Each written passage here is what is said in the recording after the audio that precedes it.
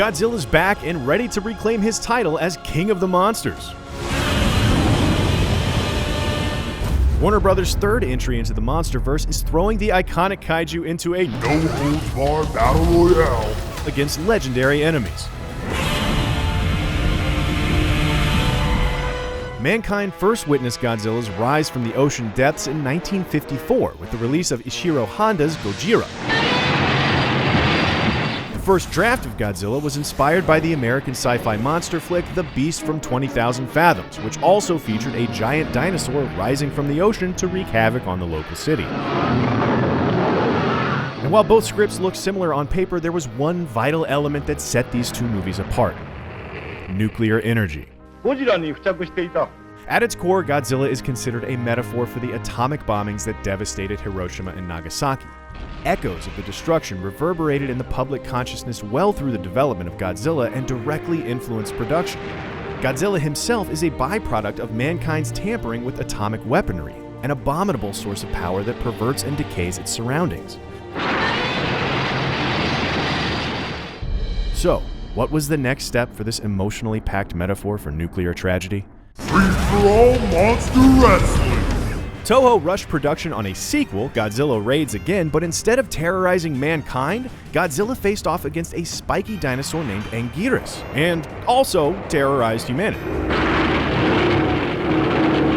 The film set a new precedent. From then on, Godzilla would battle other monsters. If atomic energy brought about the birth of Godzilla, then capitalism was the catalyst for his next iterations, each one shying further away from Godzilla's atomic origins.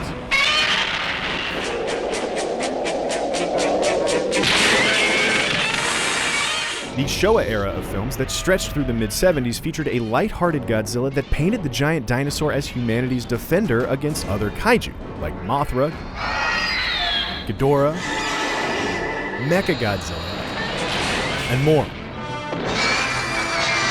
And somewhere along the way he had a son, but don't talk about that. Having strayed too far from Godzilla's light, Toho decided to bring the franchise back to its darker roots with a reboot, 1984's The Return of Godzilla.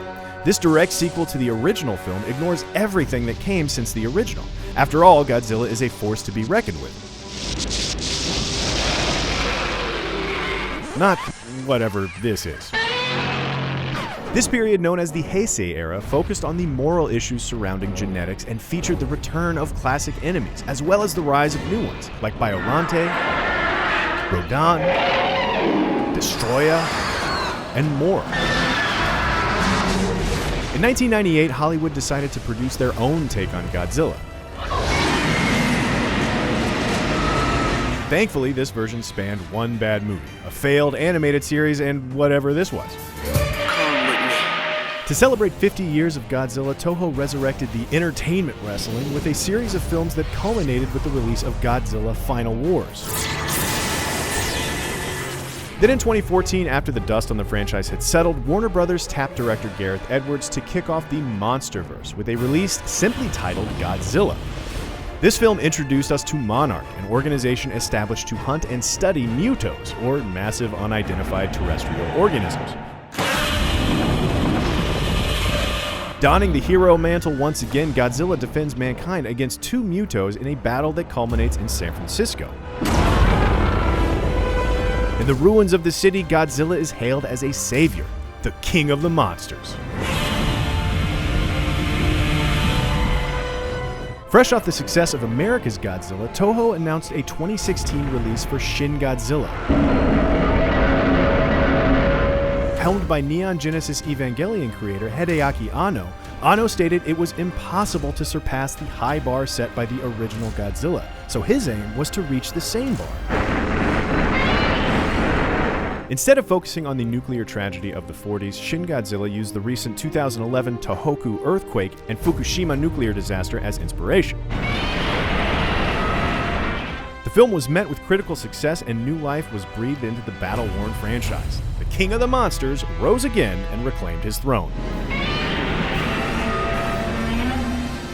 But it would not go unchallenged for long. Back in the US, Warner Brothers successfully launched the second entry into their Monsterverse, Kong Skull Island, which featured King Kong, Monarch, and a post-credits scene alluding to Godzilla's longtime rivals Rodan, Mothra, and Ghidorah. Kong is not the only king. Now, the stage is set, and the battle for the crown is about to begin. But no matter who wins, humanity will just have to sit it out and Let them fight.